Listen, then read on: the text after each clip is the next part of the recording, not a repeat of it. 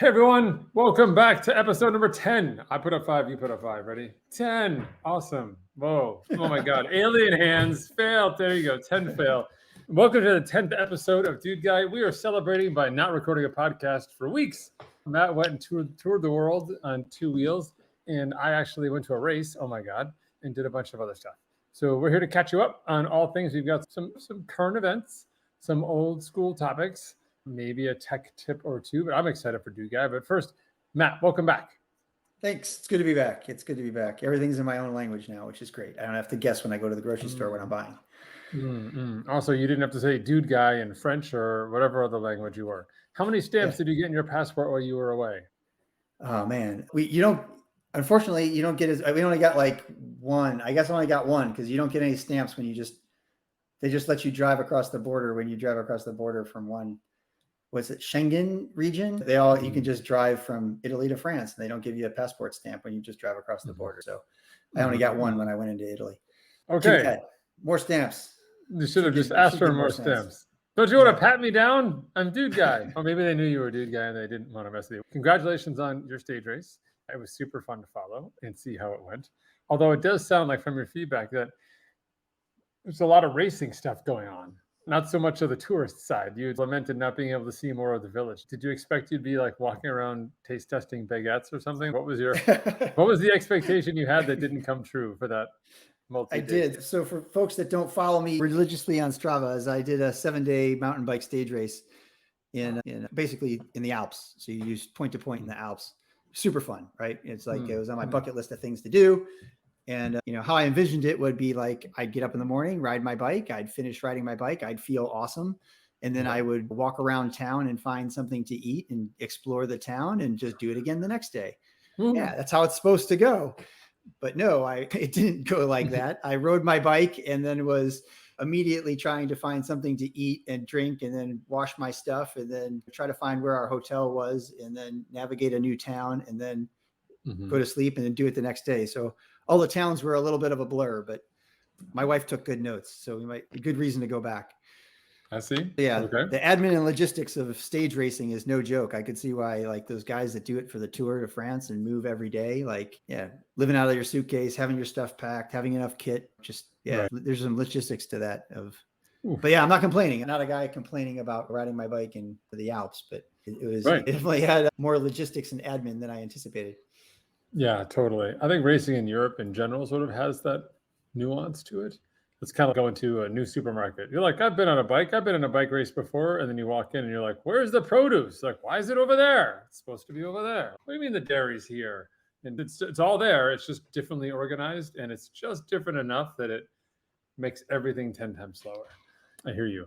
Anyway, it sounds like it was amazing. That's all. It's great. You got a thing off the bucket list. You're only 27 years old. It's incredible. How big could your bucket honestly be? I wish I was only 27 years old, but I plan my training like I'm 27 years old, which is so guilty. All right. Okay. Nobody wants to talk just about us. So let's talk some DudeGuy stuff. So you called this out in the Geneva, in our community for the team, about the aerodynamic benefits of stuffing a water bottle down the front of your jersey when riding in a TT position. I'm calling it the stuffed turkey. You heard it here first. Everyone's just a bunch of stuffed turkeys running around. And I say that because there's a wide variety of bottle stuffing techniques out there. But before we dive into making fun of people, as we do here on DudeGuy, especially ourselves, tell us a little bit more about these benefits and why would I want to bring an extra bottle to stick down the front of my shirt when I'm riding on my TT bike? Yeah, so I guess it was first seen in the pro race. They had some pictures of some of the pros, and they're obviously in the aero position. And then, like, their chest is oddly, the jersey is oddly sagging down. And more, I guess, as word got out of what is that athlete actually doing, I guess it filtered down to the age groupers. And essentially what they're doing is taking a large water bottle, not the small 500 milliliter one, but the one that I think just like the one that you were just drinking out of, a taller one, like the big, like 26, maybe not that massive, but like the larger water bottle. Guys, I don't know about this. And I'm ready to race. Yeah. So they put it basically down the jersey. So when you're in the aero and it makes your chest larger. And then a company out of an aero testing company out of California did a a variety of tests with their athletes and tried different sized bottles, try to figure and different sized humans, and tried to optimize human to bottle and there is an advantage to having that bottle like in your jersey, but there are some disadvantages to that, having that bottle in there too. So we can talk about some of that. But yeah, it was fascinating of putting this bottle down your jersey. But it just takes up that space that would typically be in between your chest and your knees, right? And it basically redirects the wedge. air. Exactly. You can imagine if that shape of a human moving forward is like a catch, like something that's going to catch the air, that if you fill that space by placing stuff in the jersey, it redirects the wind around that pocket, if you will, on the human. And we spent a lot of time doing it on the front of the bike, bottles, shaping, hydration systems, praying mantis arms, etc. But it turns out that even with that, there's still the airflow still comes into that area, and to block it, there's benefits both from the front and perhaps even a little bit from the side as well in terms of the shape. So super interesting. You've made some comments, I think, before about like how this year it's everybody's doing arms up at Kona, then everybody's arms down, and then arms up, and then like between the bottle, like everybody's got massive water bottles, and then there's fairings, and I think like Canyon at one time had a big water bottle thing that came part of the one big integrated unit in the front of their. Yeah, so everybody was trying to, like you said, make the front of the bike very air. So this is super cheap. It just, you drop the water bottle in there, and then folks were talking about dropping the water bottle in there with potentially as ice, and then it cools your chest and stuff like that. Which you want to talk some more about that? I do, yeah, just real briefly. So I went to Lake Placid because I saw your post, and then I was at Lake Placid for the Ironman. And I was curious because triathletes are super early adopters, and sure enough, I would say 1 out of every 30 or 40 athletes was doing something like that. I even saw one guy who had a smaller bottle, like maybe one of the 500 milliliter ones, that he just carried with him. And he got to the bike mountain line, and you could see he had forgotten what he was supposed to do with it because he was holding it in his hand. He's at the line because his bike has bottles on it. So he didn't have a place to put the bottle. He had it in his hand. And he was like, oh, yeah, this goes down the front of my shirt. But I did see a variety of people. Some of them, because of running, the bottle had gone really low. Others had bottles very high. But in general, people had read the memo about, hey, these bottles make a difference. Thinking more about it myself, and I wrote an article, I put it up on our blog at endurancenation.us/blog. If you go to our website, I think you really need to be mindful about the full bottle and the methodology for that bottle. This really isn't going to be a bottle that's easy to access. The whole point of being aero is that you're staying aero, right? So if you're constantly sitting up to get this bottle out to open it and drink it, it's like you've reduced the value of the aero. So it would have to be some kind of a straw-based system if you were going to drink out of it. I could see the ice piece is cooling you down, but I don't know how effective ice is at cooling you when it's on the front of your chest in the aero position relative to being on your back, which is more exposed to the sun. Like ice on the chest when you're running and you're upright and it's more exposed, perhaps. I'm not sure about the front side, but I am fascinated by the simplicity of the concept. Anybody can go grab a bottle and put it down in front of their kit. The key is your kit has to be able to support the bottle. So if you're a fan of super baggy bike jerseys, it's going out the bottom, like into your wheels, not a good idea. So you do need like kind of a skin tight suit or some version thereof. Yeah, sure. And even the neck scoop, I think, is the next part. Even if it's not going to drop down and drop out, if it's super baggy, but if you have a large or low neck, then you put that bottle in there. You basically have just made a huge wind scoop of your neck, your neckline, because you default. So they show that in some of the testing that some folks had a looser fitting jersey or a very low neckline. You put the bottle in there, you just drop that neckline, and all it does is just scoop air. Super scooper. So I think it has a combination of, if you're going to employ that technique, you have to make sure that you have the right clothing to make it happen. There is the additional cost of carrying that weight of that bottle around. You're carrying how many ounces/pounds of water, but there was an aero advantage, a power advantage to it. So yeah, they said 9% aerodynamic sort of gains, which is a pretty significant for a bottle in your jersey. Like all the things that we spend money on, like you already have bottles and you have a jersey.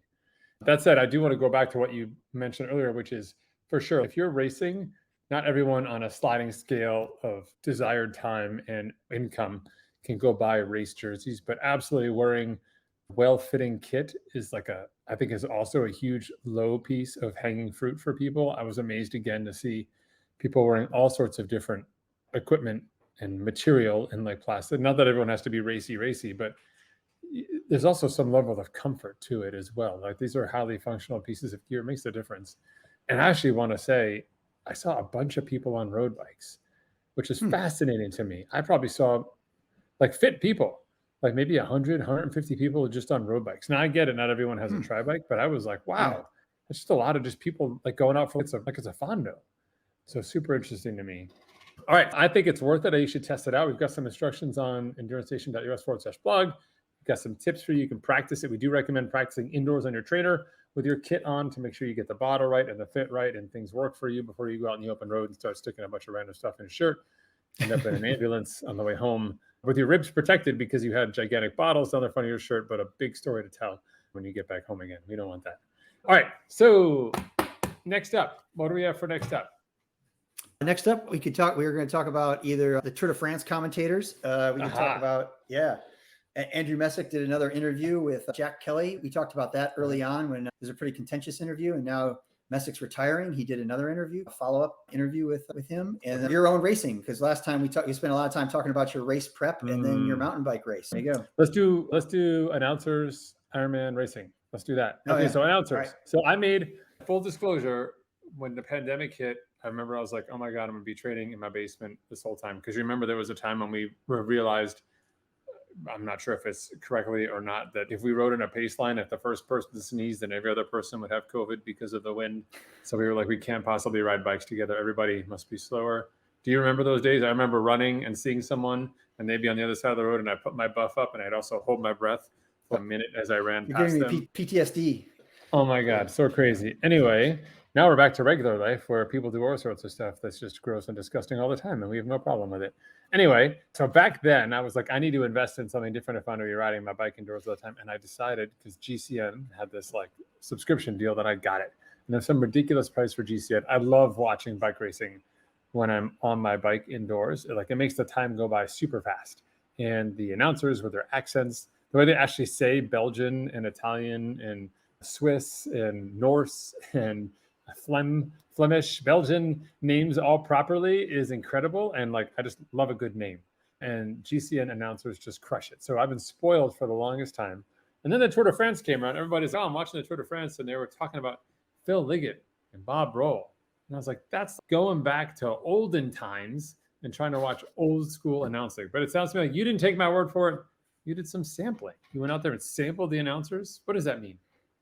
Yeah, so I did take your word for it. I was all in. So I bought GCN. I'm like, oh, Patrick says these are the guys to go with. And I'll trust Scott. These guys are like, go with GCN. They know what they're talking about. So I did. I GCN'd for a little while. And man, I was not a fan. I couldn't do the GCN stuff. I didn't think they were like any more. They were a little bit more insightful, and they weren't as constantly looking for the iconic phrase like Phil Liggett is. He's always looking for, it seems like he's always trying to find a great way to say, anyway, he's all over his machine. He's just looking for the next great quote.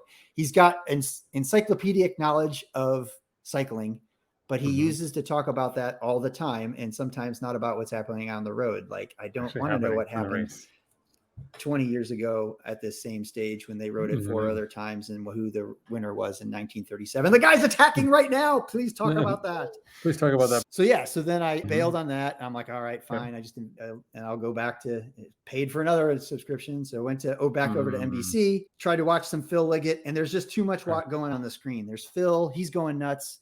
There's a scroll at the top. There's a scroll at the bottom. They're trying to tell me how fast the riders are. It's just, it's like watching the stock market in real time. I just couldn't, this is not relaxing for me. I can't take an hour of this. So also on NBC, they have the world feed, which is also the same. It's all the same video across all the feeds I'm talking about. There's only one, video feed. And then everybody just talks about it differently. So to that point, even the Italian, when I watched it live in Italy, there's an Italian guy talking about it. I had no idea what he was saying. I'm watching the same feed on NBC. So there's only one camera feed, and then everybody has to talk about that. Anyway, there's a set of commentators on the world feed, and the only thing they talk about is the racing. And the only thing in the upper left-hand corner is the peloton, the gap to the leaders, and the gap to other groups. There's no other fancy graphics. There's nothing else going on. And they talk about, imagine this, the race. Oh my God. It's great. Yeah. So It was Nicholas Roach is the color guy, and he's got the good. They both have the good accents, and like he does the inside perspective from the racer's perspective. Yeah. So I am a NBC World Feed guy, and then only watch the highlights of Phil Liggett just for the entertainment purposes. But I can't take more than 20 minutes of it. I can't take more than 20 minutes of it. It's just too much. I want to speak on behalf of the DudeGuy audience. We're so grateful that you are sampling all the announcers so we can just not have to sample that and put our time and energy elsewhere. I agree with you. Like, I want more information about the tour, but I want it to be information that makes sense to me, that sort of enriches my experience. Like ticker feeds, like nobody chooses a ticker feed for any information about anything. I wish there was a ticker of that information that like just blurb stuff somewhere else. Like the design of a ticker itself is ridiculous.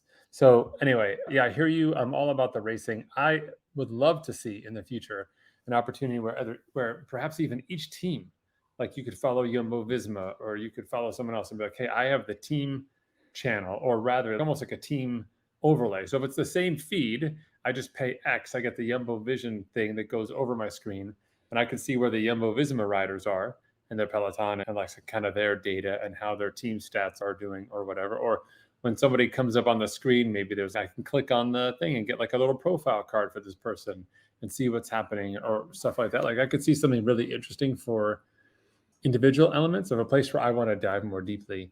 And to your point, I think announcing, and the reason why I think people are annoyed with the Phil Liggett's is that, to your point, there's so much more information that we can get out of what we're seeing on the screen that we don't need to add a bunch of just like words to what we're seeing. I want you to expand what I'm seeing. I don't need someone yelling at me about what I'm seeing.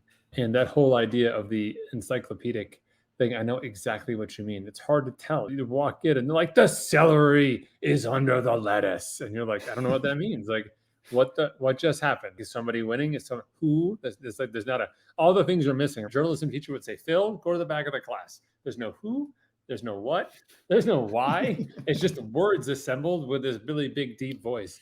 Yeah. No, unfortunately, he's become a bit of a caricature of himself, but as it were. Okay, awesome. So that's the Tour de France off. Let's move over to Ironman. So I went to Ironman Lake Placid last weekend. It was not a planned race weekend for me. In the past, Endurance Nation has gone to races when we have large contingents of people. We used to have 40 people at Lake Placid, and now we had 40 people, and they are racing at 10 different events all across the country and the world. So it's hard to find those people because they're everywhere. But shout out to everyone who raced last week because it's pretty fun to watch. But in Lake Placid in particular, we had a handful of athletes who are racing, so super fun. But it was interesting. I've raced Lake Placid, say 2014, 2015. There were 2,500. It was max capacity athletes, just chock-a-block people, everything. Completely different experience this time. 1,600 athletes, so almost 1,000 less participants. As I mentioned, there were a significant percentage of those athletes were clearly not that into it. Like they didn't have all the gear, right? They just had a bike. They like had a shirt, like a race top and a bike, but like they weren't all aero or whatever. And it was just super low key. It was actually really enjoyable as a spectator and being in town with the family because there was 1,000 less racers, which means, I guess if everyone brings 2 or 3 people, I was like up to between 3,000 and 5,000 less people in the town, which just made life just a lot easier for us. But it was interesting to read. I was over on Slow Twitch earlier today just to see, and a lot of the slots in the 50 plus age group on the women's side in particular rolled really deeply. People just not that interested in traveling, definitely not that interested to Nice, but overall not so interested in the whole sign up for another thing and do the whole other thing, which is interesting to me. So my gut reaction to it is, because we were talking about Messick last time, while they've grown the brand, particularly in Europe, particularly with 70.3, I would say overall the Ironman space is not growing at all. And definitely if Ironman is going to remain successful, they're going to have to figure something out. Because if you're down, this is similar to other races that we've heard about in the past as well, that are down between 500 or 1,000 athletes per race. 1,000 people at $1,000 at 10 different races is a big hit to your guaranteed revenue across a year. It would be interesting to see how things evolve. But that's not what you're here to talk about. You wanted to talk about interview 2.0. Messick came back. Yeah, Messick came back. Yeah. So just a quick recap. If you've just recently joined us and we were talking about what? Andrew Messick.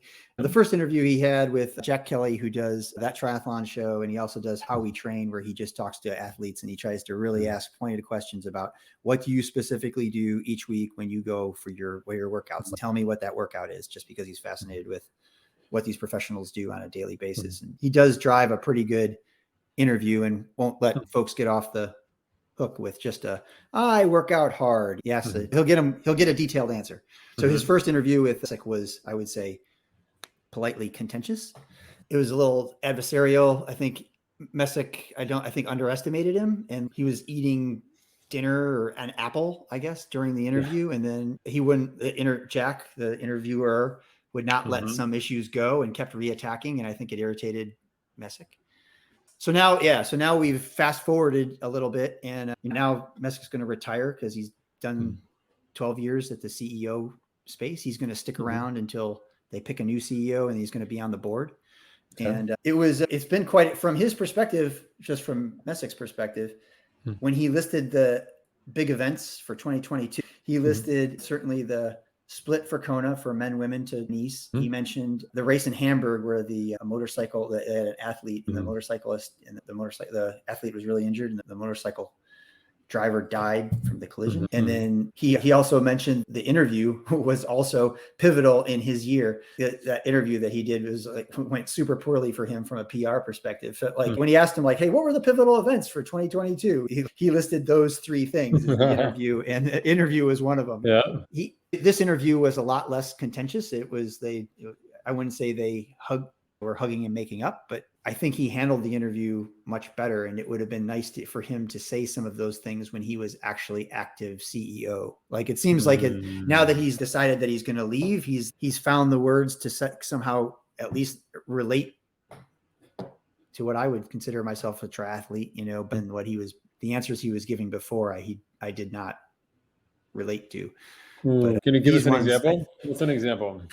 Was an example. He definitely, the interviewer Jack Kelly was pressing him on the decision to 2 days in Kona, right? So 2 days of why'd we split the race up, and then why can't you do it in Kona, and then why are you doing it in Nice, and is that a good decision?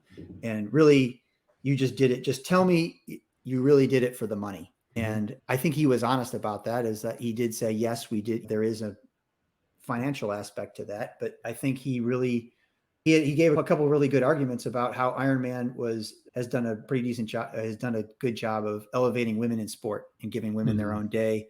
And he made some good points about back in 1980, if you go back to Julie Moss era or whatever, it was interesting to me was that Ironman was one of the first events that a woman could do that was endurance related, besides the Boston Marathon, because there was a stigma against women in longer endurance sports and stuff like that. And anyway, I thought he had some good points relative to expanding the brand. Anyway, but he did admit it is also good for the bottom line, but that's not necessarily their sole driver too. There's some dynamics about the women's race when you have a bunch of women racing with the men, motorcycles, drafting, all that kind of stuff like that. Just having a fair race for the women as well as for the men. And I think there is some truth to that, as well as them just opening it up so they could have two venues with twice as many people or whatever. Interesting. All right, I'm going to come at you, bro. Put those gloves up. So number one, I'm all about the Ironman was one of the first places.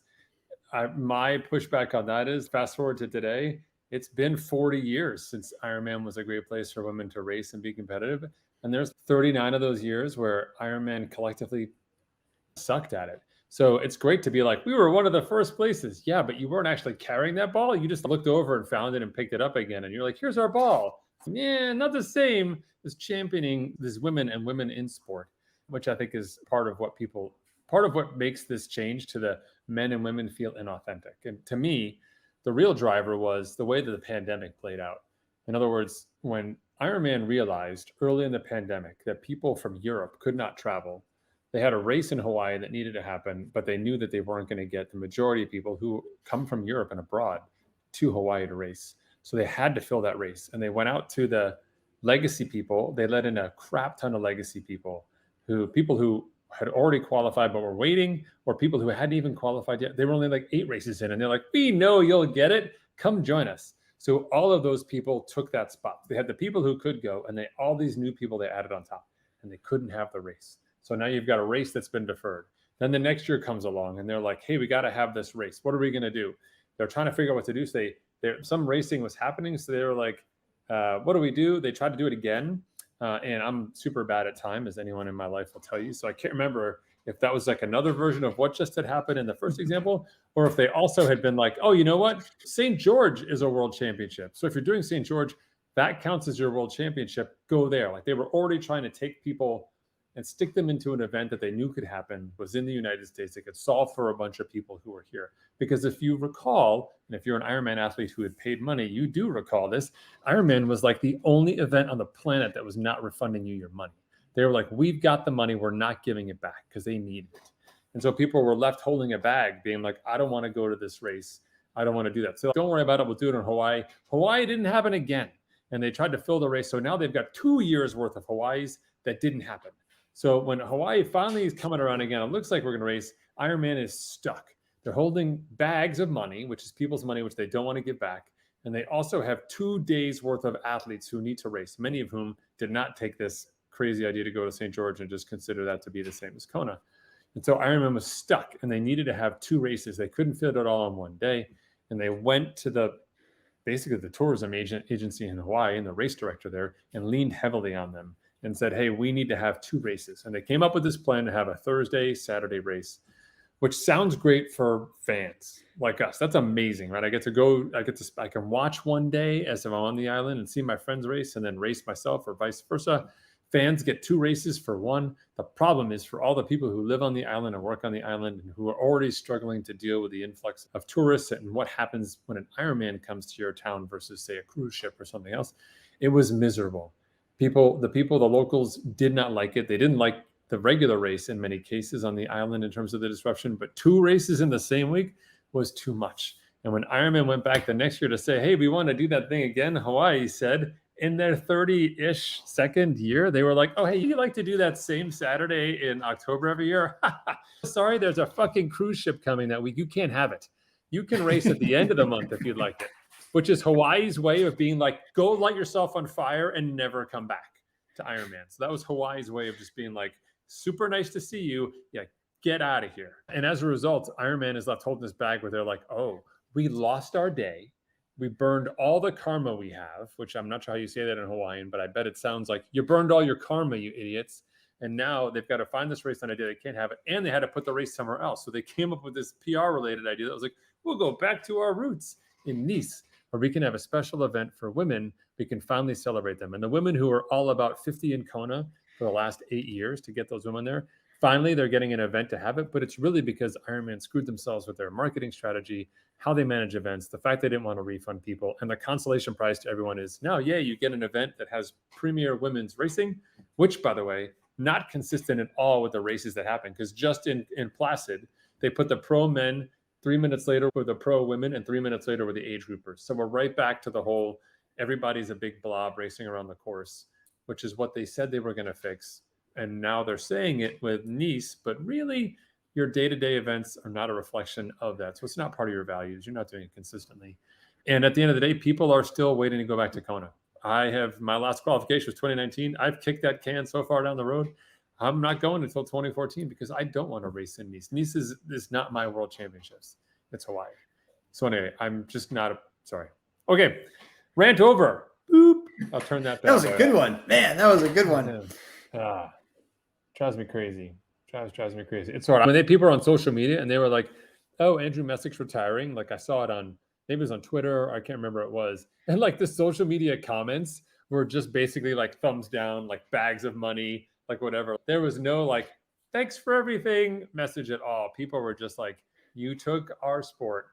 And it was not him personally. He's obviously running at the behest of the board, etc.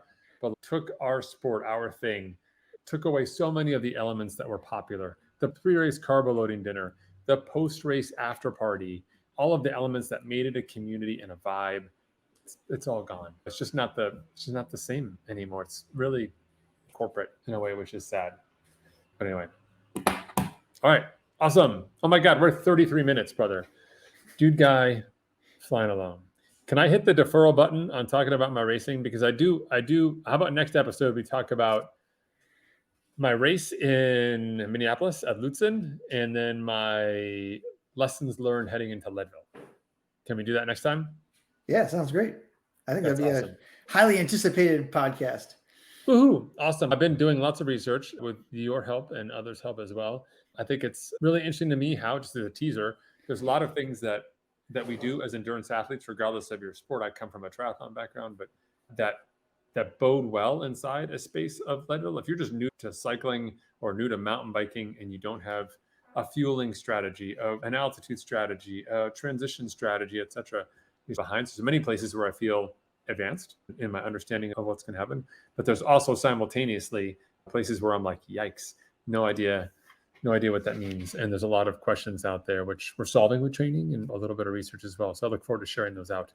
But in the meantime, because I am training for Leadville and I'm exhausted and it's lunchtime here, I have to go bust out my food from the fridge and stuff it inside my face before I pass out. All right. In terms of the DudeGuy stuff and everything else that's going on, folks, you can obviously find us on the Endurance Nation podcast. We do this every 2 weeks, although upcoming, we may do it next Friday just because of said travel. And then these two DudeGuys are actually meeting in Colorado. So if you have some ideas for things for us to do when the DudeGuys are together, do you think we should record an episode live and in person, like with actual mountains in the background? That might be fun. And some other things. Maybe they'll come up with a DudeGuy challenge. Who knows what it is? But I'm excited to hear it. Awesome. Dude, thank you so much for showing up to this episode. It was super fun. Great to have you back. Yeah, good to be back. All right, here. Fist bumps. Good to get your fist bump. Very cool.